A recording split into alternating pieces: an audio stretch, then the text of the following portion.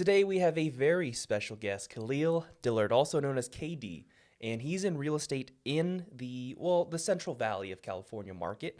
And we were going to hear his story on just how he got to where he is today. So, Khalil, are you able to just tell the people what you do today, like everything you do business wise? Yeah, absolutely. So I've been in the real estate business for 5 years now, mainly as a real estate agent. So I've been building up my real estate sales career.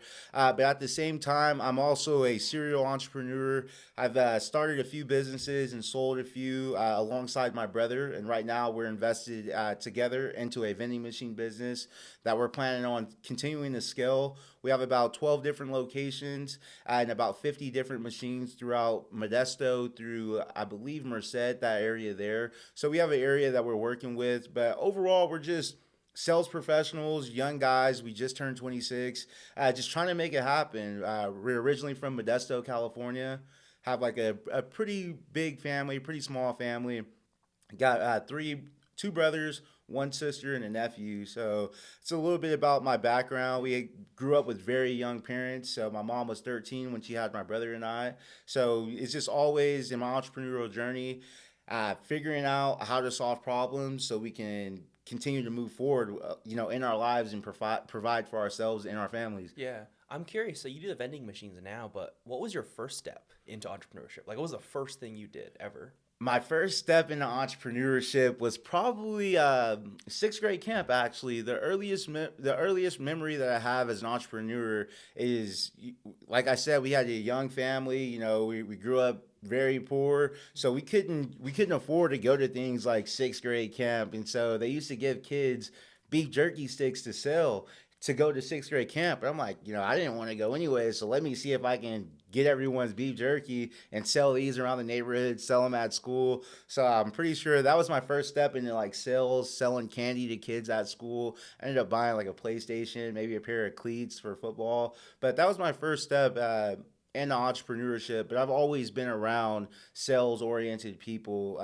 My godfather was a real estate agent. So early on, we really got to see him grind in his business during the recession that we had previously. So we've always been around people who were sales professionals, cared about the community, and just grinded it out.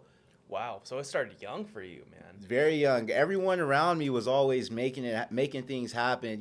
There was some bad things going on in our neighborhood, but I always had the mindset that that I was bigger than the things going on around me. So I just kept that in the back of my mind as I continued to push forward, continue to surround myself around like-minded people, and so far it's always challenging, but I feel like it's definitely paying off. Yeah. Okay. So what was like, I guess, outside of, I guess, the first entrepreneurial venture after, I guess, the kid phase, or like when you're an adult, Yeah, 18 or so? Yeah, so when I first got into college, I made a transition. I was playing football in college at Butte College, and then I transferred over to Fresno State. I stopped playing football, but I kind of was at a point where it's like you're no longer playing sports. Where do you go after life after sports? And so I kind of hit a low point in my entrepreneurship journey. I didn't really know what my identity was outside of football. So I had to do some discovery and find myself. And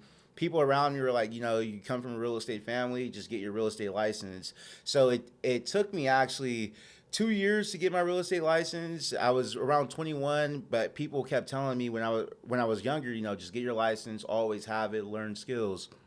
I didn't end up doing it until I was 21, but luckily I was able to surround myself around some good people who I was able to learn the business from early on, get a couple quick transactions, and ever since then it's just been nonstop. Me building up my funnel, me marketing to my sphere of influence, and just trying to let everyone know what I'm doing. Gotcha. And then since then, it's been a lot of the realtor work. Like, that's what you've been doing. Absolutely. Since then, it's been a lot of the realtor work. I've had I would say, a pretty successful sales career in real estate, but I'm looking to do more. So right now, I'm transitioning that business into more of the investor-friendly business, where I'm, making more cold calls, looking for more wholesale type deals, so I can build a bigger funnel for my real estate business, and just market to as many people as I can. Yeah. You know what I'm really curious about is like, how do you, going from being an athlete to moving to business or real estate, like, how do you even deal with that? Like, did you have a hard time kind of figuring yourself out and like, dude, what do I do? Like, this is this me? Because there's been times in my life too where I've not just from like athlete to other things, but like just this business to this. I'm like, oh, Hmm. like, should I go? I thought I was a fitness guy. Then what am I doing now? And how do you manage that? Yeah, and that was a great question. And honestly, it's something that I try to talk to other like current athletes about now because when you're playing a sport, when you're working out, doesn't matter if you're a guy or a girl, you get so involved in that community, and that's who your identity begins to shape as. And so when I was done playing football, we came from a big football family. We won 3 California state championships in football. So we were all in it. But I needed to find different ways as an entrepreneur, someone who was no longer playing sports, to continue to compete with myself, like an athlete does. You have that field of competition. When that's no longer there, how do you find ways to continue to show up for yourself, have that discipline? And for me, entrepreneurship was that way for me to compete with myself, but also look at other people in the industry and then find ways to competitively and collaboratively compete with them as well. Yeah, no, that makes sense. Has there been times in your journey as an entrepreneur where you're like, all right, maybe entrepreneurship isn't my thing. Maybe I should stick to a 9 to 5. Like, have you dealt with that? Like, what have you gone through? Yeah, absolutely, all the time. People in Fresno call me the side hustle king, and it's like I've always been focused on real estate, but I know what it takes to keep that career thriving and going. And so I've learned to kind of put my pride and ego to the side and understand if I want to build this as a career, and sometimes it's slow. Real estate is very cyclical, so I've had to, when my business is slow, sometimes I had to go out and get that job. But I've always continued to network and make the connections and continue to be a resource for people who continue to want to get in the real estate industry. So for me, yeah, I've had jobs where I've been a nightclub promoter, bartender, done some online fitness things, but it's all along the things that I continuously enjoy to do. And then it's all still things that allow me to have that freedom to still, work in real estate as well. Yeah, no, I love that. What made you go the vending machine route? Sorry. So the vending route, what made me want to do that is just seeing a bunch, like it was popping up everywhere on social media. I'm sure, your audience is seeing the vending, but for me, it wasn't about, getting one machine and placing it. It was understanding how you can scale that business and still have time freedom as a real estate entrepreneur to still go show houses, build your team and scale your real estate business while having a cash flowing side hustle. So vending, it's a very active business, but if you have, those good accounts, those large accounts, it can be very, very passive for you. So for my brother and I, we seen the opportunity to buy someone's existing business. So that's a little bit what we do together as entrepreneurs. We purchase existing businesses, add technology back into those businesses, and then sell them. But if they cash flow, we keep them as well to allow that to generate revenue for our other hustles. And so the vending machine business has been a great opportunity for us to build skills on the phone because we're still cold calling, new locations, build rapport with people, and still pursue our real estate careers as well. So you bought the vending machine business. Yeah, we bought the vending machine business from a high school family friend. So they knew we were entrepreneurs from the videos we put out, and they reached out to us. They said, "Hey, we no longer want to do this. Like this may be something that fits you guys and what you guys are doing as young entrepreneurs." They seller financed the deal for us, similar to real estate, and we were able to get into that for very low cost. So we're continuing to build that up and seeing where it takes us, honestly. That's pretty cool, man. Like, I've never bought a business. Can you walk me through how that looks like? Let's say he's like, hey, look, I want to sell my vending machine business. Like, how many employees was it? Like, Yeah, what did it all absolutely. look like? That's a great question as well. So similar to real estate, buying existing businesses is so buying an existing business, given that there's a larger generation of older adults, that's a lot of money that can potentially be left in the economy because these baby boomers, they don't have people to take over their existing business. They a lot of the times they no longer have people that want to work in their business. So for us, it's looking for opportunities similar to real estate wholesale deals where people are kind of distressed, but you're providing a solution coming in. So for us, when we're doing our small business search, we're looking at our sphere of influence. We're connecting with them, seeing if they have opportunities for us that no one else wants to take over. And we simply ask them, would you sell our finances for us? If it's a bigger opportunity, the best way to get into that would be an SBA loan. We haven't done one of those next, but as we continue to grow our business, continue buying other businesses, we'll probably use an SBA loan to purchase that business. But for us, it was all about finding the right opportunity, then negotiating the terms with that opportunity, with that business. So I'll walk you through the vending machine business. We seller financed the vending machine business for 3 years, 15,000 down, and it came with 50 machines, 15 different locations, and it was already doing about 200,000 in gross revenue. At the height of the business post COVID, they were doing somewhere around 500,000 in gross revenue with machines that had no card readers on them. So it was an all cash business. So the opportunity that my brother and I saw with purchasing this business was being able to add the technology back into the business, upping the revenue of the business, and instantly upping the cash flow as well. So we raised all the prices in our machines, put some new machines in there, and just continue to nurture the clients that we have, and provide a quality service. And so far, my brother handles a lot of the vending work, so shout out to him for doing that. He's been a great manager, operator with that, and we've both been able to continuously scale this business. That's really cool, actually. I didn't know that was like, I didn't know that's what you did or that's where you got it from. But now it's making me think, like, if a business is doing that kind of revenue and you were able to purchase it with a 15K down, seller finance, like that's pretty good. It cash flows instantly. Yeah. So we started other businesses in the past where we had to put our own capital, and this was the first time where we put up capital, but we started to see some of that money come back to us and monthly cash flow. Although we are reinvesting the revenue back into the business so we can grow quicker, it's been a great experience for us as young entrepreneurs. Now I'm curious to see how we can continue to develop this out and grow in our entrepreneurial journey. Yeah. So you said what you did was or I don't know if you're still going on, but you're trying to like add card readers and stuff. So and then raise prices so that people are actually like buying the stuff, because I don't carry cash really. So like most people are going to see that and like, I can't buy it. Exactly. So just having more and more accessible ways so people can go and purchase your products. We want cash, card. We'll take Bitcoin if we can eventually. Yeah. Like any way we can get paid, we'll take it. That's sweet, dude. I love that. I think it's a good model, and it's honestly really similar to real estate. You identify an opportunity that's undervalued. You see, we can make this worth a lot more, and so that's really sick. Absolutely. So now, what are your main goals for this upcoming year? Like, what are you focused on? So my main focus is continue to operate our vending business,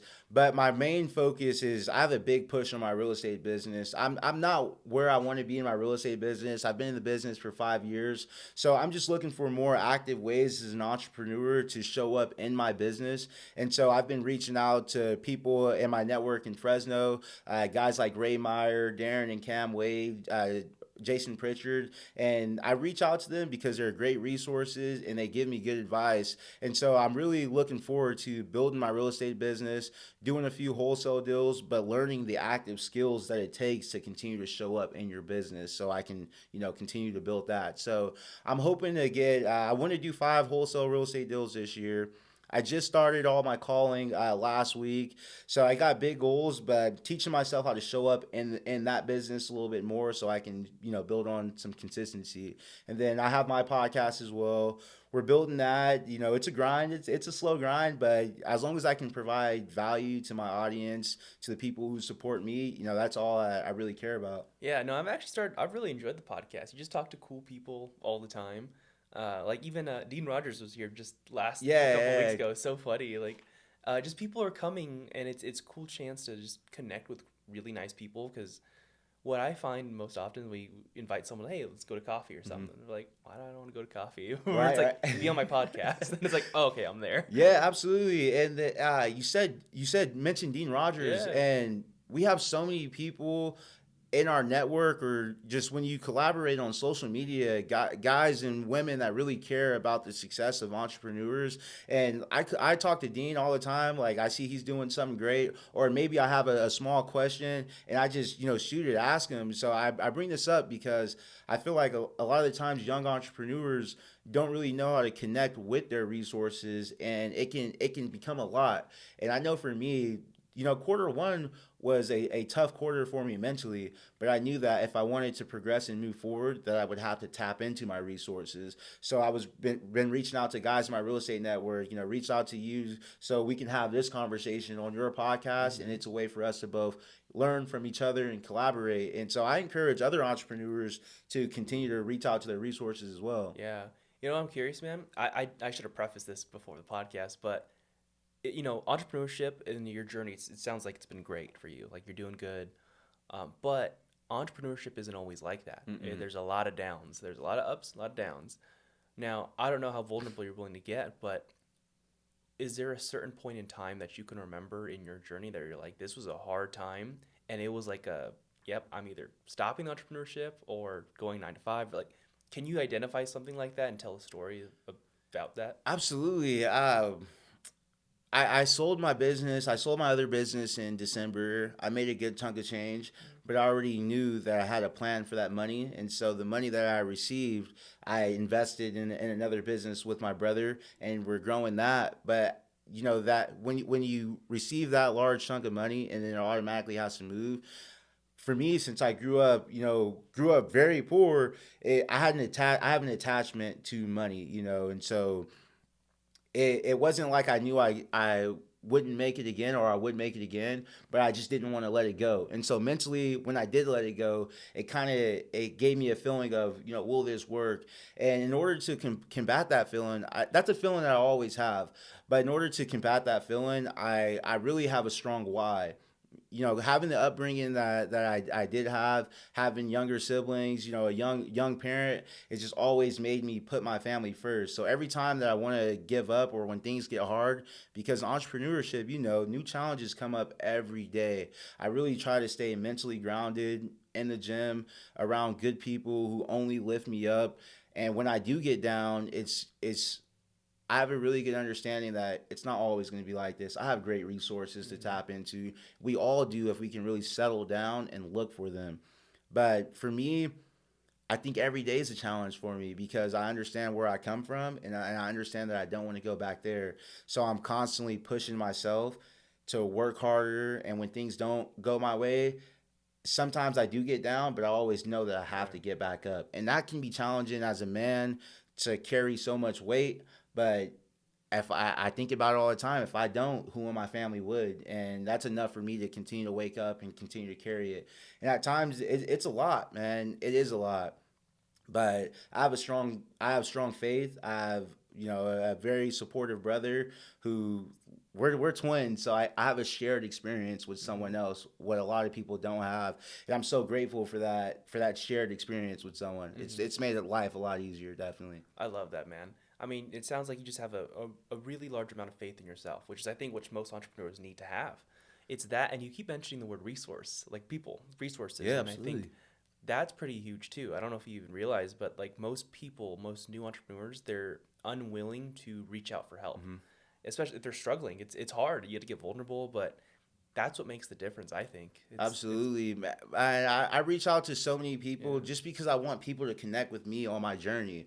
Like they know I'm working hard and just me coming to them as a resource that shows them that I trust them, and it also, gives them a sense of not validation, but a sense of care, like people love to care about other people and just understanding like, hey, Justin, I care about you and you care about, that's a good feeling for us both to have. So for us to be able to collaborate and support each other and watch each other grow, like being a resource to each other is all we can really ask for. Yeah, and it makes a difference. Collaboration's huge. Actually, it's funny, the last time I visited Fresno, I went to like a wedding party, and the DJ, he reached out to me. He was just like, "Hey, like Justin," and I was like, "Hey, I don't know." He was like, "Oh, I listened to you on KD's podcast." I Oh, was that's like, "No awesome. way!" Like that's crazy. Like collaboration goes a long way, and I think social media has a big impact on everything. So, Do you have any big plans with social right now? Social media? What you try to do? Yeah, man, I'm trying to go hard on the podcast. I'm just trying to connect with other local entrepreneurs, as many entrepreneurs that I can, to continue to give value to our network of people,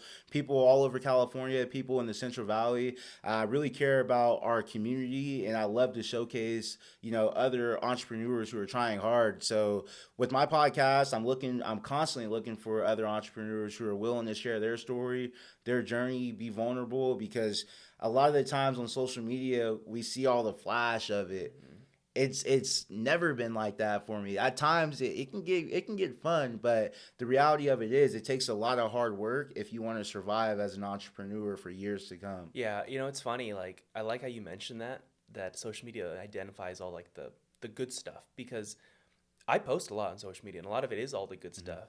But sometimes I feel almost guilty because it's like, man, like nobody knows that much about what really happens. And I share as much as I Mhm. can, but sometimes like you want to share positivity. You want to share good stuff for people so they can be inspired. Absolutely. I feel Uh, like it's the easy thing to yeah. share. Yeah, because sometimes when we have a bad day at work, coming to the camera to talk about that bad day, Yeah. like, man, like for instance, I had a terrible, like, it's uncomfortable for me to be in front of the camera for my podcast. It may look natural, but I do it to provide value to kids and Mhm. people in the community who may not have the same resources that I did. So just being that median for people, but being on camera for me and just talking is not a comfortable feeling. So I had a terrible day of filming the other day, and I was just beating myself up about it. But I continue to show up for myself, and it may not be the best work, but it's real work. It's Mhm. authentic, and I encourage people just to make your work, share your journey, your story,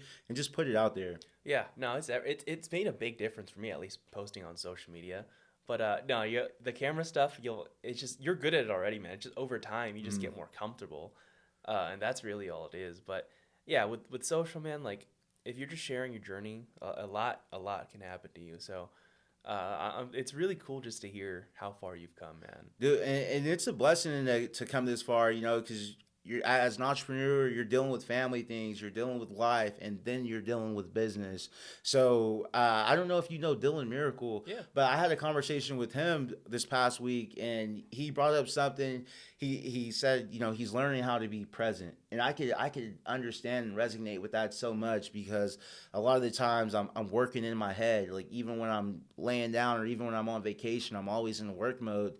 So for me, I've been working on and trying to learn how to be more present in the moment, how to show up for not only other people, but how to show up for myself a little bit better just by being present. Yeah. And it may seem like a little thing, but just taking that moment of breath, taking in your surroundings and just realizing, like, man, I'm in a good place. I'm around great people. I'm in Las Vegas right now. It's a great eye-opening experience, and it gives you perspective when you have that moment to sit still. Yeah, it's that, and I think this is very common with entrepreneurs. Is we're always like we're always achievers. Mhm. We're always trying to achieve, and once we achieve something, it's like, what's next? What's next? Mhm.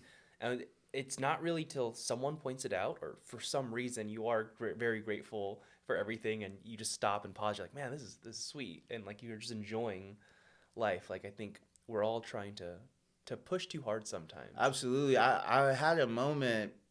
It was not too long ago, actually. It's about a year and a half ago. I look back at this memory and I call it my perfect day.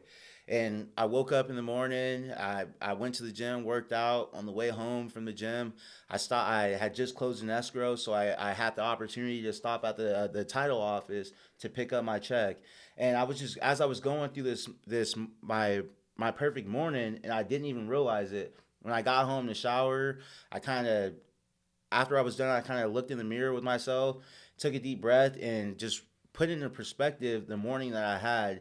And because I had did the things that I was supposed to do leading up to then, I did my follow up. I did great at showing houses. I got somebody in a contract. I got to experience the benefit and the benefit of my hard work. And I got to do things for my family. I got to provide for my nephew, and just being able to do all that and understanding that as an entrepreneur, if I continue to show up for myself and I do the right things, I can have, this morning, every day if I wanted to. And so when I looked in the mirror, took that deep breath, and, I cried for a little bit because I finally realized, everything is in my hands. Things are in my hands. I do have the power, the control to change my life, impact other people's lives, and just understanding that ever since then, it's just made me continuously show up and show up. Yeah, no, I love that, man. I love that. So for you, I guess if you had, this isn't just real estate, but if you had just one message you really wanted to share to everyone, like something that really means a lot to you, what's the message that you want people to know? The message that I would want people to know is just to continue to be relentless in your pursuit of whatever. Just, I know for me, if it, I didn't always have a great mindset. Sometimes I still don't, but I know what I want out of life. I know what I want my future to look like, and I'm in pursuit of those things. And knowing how I want to be as a man, how I want my family to look like, I'm able to model myself after people in the community who are doing it themselves as well. And so I learned a lot because I grew up with no dad in the house, so I didn't have a man I had father figures around, and thank God for them, but I didn't really have a man to show me how to do things. So I'm always looking for mentors and resources to continue to develop me, from a boy to a man as I continue to get older. So I encourage people to be relentless and know your why. Not many people know why they're doing things. They're just on this path of, where is this going to take me, hoping that they make money. Money can't be the why. It's got to be more than money. It's got to be something that you're passionate about, that you can show up for yourself. So I would just have an understanding that, because even in my entrepreneurial journey, when I had no money, I still believe that I can achieve it. Mm-hmm. So just be relentless in that pursuit. Don't let anyone tell you no, and keep going every day. Yeah. No, I love that. You have a strong why, and I like how you said, like, money is not everything. Mm-hmm. And it's so funny, like, I've had different experiences where you get these big checks, and you're like, oh, this is cool. But, it might be exciting for that moment, and then you just have a great day with, like, your partner or something. You're like, this is way better. Like, and yeah, money can provide for a lot of that stuff, but sometimes you have to understand what you're looking for, really. Absolutely, absolutely. And that's what makes it all easier and more doable. But yeah, so I know you also mentioned, like, before the podcast, you started getting back into like a routine. Mm-hmm. What is your routine? Whether it's daily routine, morning routine. Yes. Do you do? So I put everything on my Google Calendar. So I'm getting into the habit of just following my schedule, following my routine. We're involved in real estate. We're starting other businesses. I have to know what my day looks like. And so starting off my day every morning, up at about 5 o'clock. I try to be in the gym between 5:30 and 6. Get my hour and a half in workout. From there, I come home, shower, and then I have a buffer blocks built into my schedule so I can cook breakfast and whatnot. But then I'm not sure who I learned this from, but if I erase something on my calendar, I must replace it with something. I learned that from a book maybe, but if you erase, you must replace. So I'm constantly filling in my calendar with coffee appointments with people who we can beneficially or mutually benefit from each other. Constantly filling it with lead generation time. I block time for lead generation, whether that's for my vending business or my real estate business. So really blocking out time to where I understand I have to be in the office or at my desk doing the things that generate me money. So that's what my morning looks like. And then my afternoons, most right now my afternoons are filled with video production, videography. That's my time for me to be creative and really think about the next steps on how I'm gonna produce content or provide more value to other people. But my morning is very religious, starting off with the gym session. I think that young men and women need to be active, because what that has done for me mentally is what keeps me going.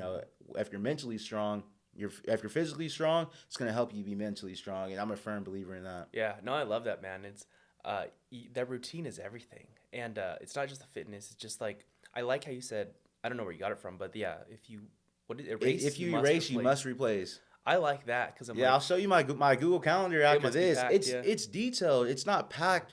It's not necessarily packed, but it's packed with the things that will generate me money right eventually. And in real estate, the money doesn't come for 30 days, 45 Right. days, 60 days. So you have to prepare for, you not to have any money if your funnel's not filled. Right. Yeah, no, like what I tell people is like if you're not happy, just look at your calendar and look what you're doing. Like Hmm. you are your calendar. That's what I tell people. So, dude, I love just hearing your story overall, man. And I think this will inspire a lot of the younger entrepreneurs who are just trying to figure their own thing out, whether they're trying to do vending machine Hmm. business or slides and stuff like that. Like you're gonna inspire a lot of people. So, Yeah, absolutely. And I think the important thing is that they just continue to try to figure it out. Be a problem solver. The best entrepreneurs are problem solvers.